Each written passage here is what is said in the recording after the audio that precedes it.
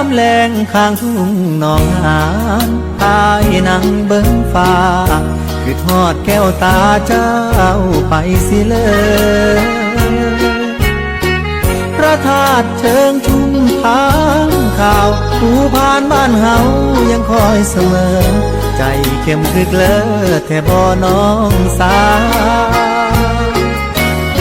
ฝนโปรยจากฟ้าเมื่อน้ำตาไหลในใจของอายเป็นห่วงคนไกลบ่มีข่าวคราวน้ำหลากน้องหานฟูงปลาชวนกันพาลอยลงลำเปล่าดัง